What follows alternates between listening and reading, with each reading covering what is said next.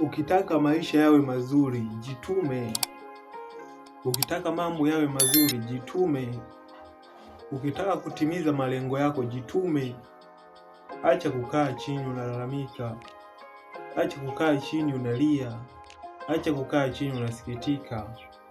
Chukua hatua, inuka kwa kuamini, na ndipo maisha yako yatakapoanza upya kwa kishindo, na wewe utashinda.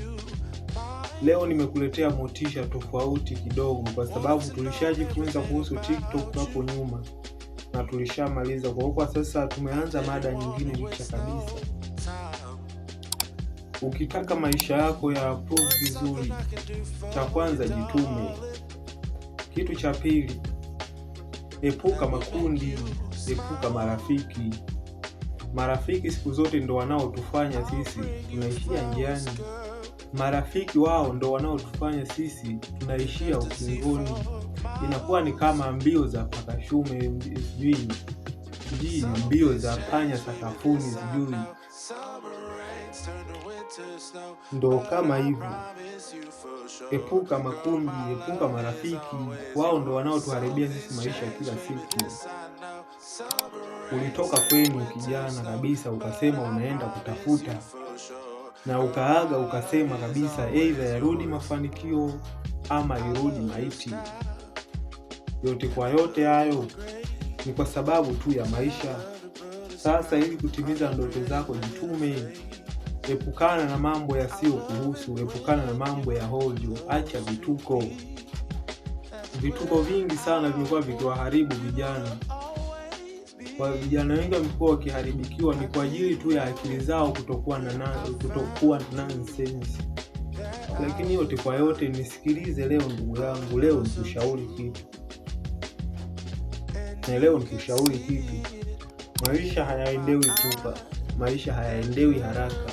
Unaweza ukaforce kitu kwenda haraka na ukakuta umeingia kwenye matatizo, ukakuta umeingia kwenye majanga.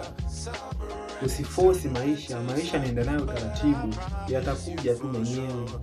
Vitu vizuri vinajileta tu vyenyewe.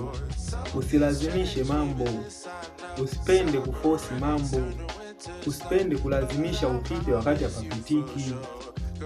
Kijana, kitu cha kwanza ambacho kitakufanya wewe kuapprove maisha yako ni kuzingatia muda.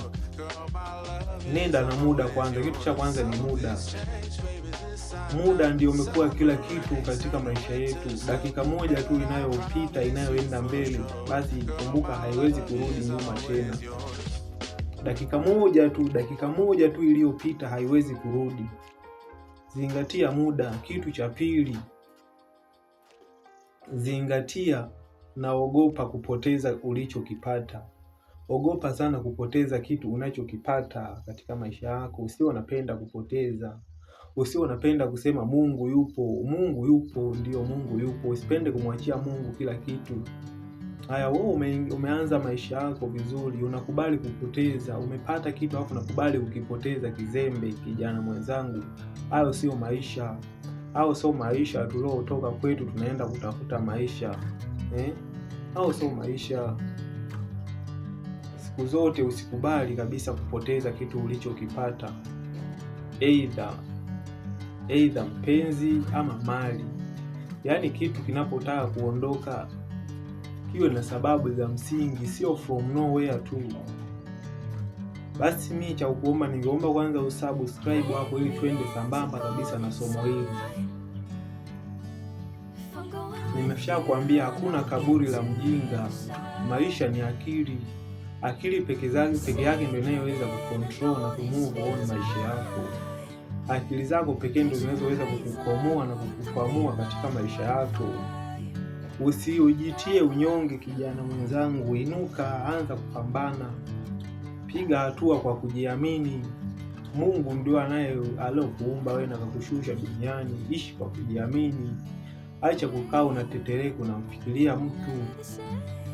Asante sana. Naomba usubscribe ili usudi nikuletee video nyingine motisha nzuri zaidi inayolenga maisha halisi ya mwanadamu. Asante kwa muda wako na ninakushukuru sana.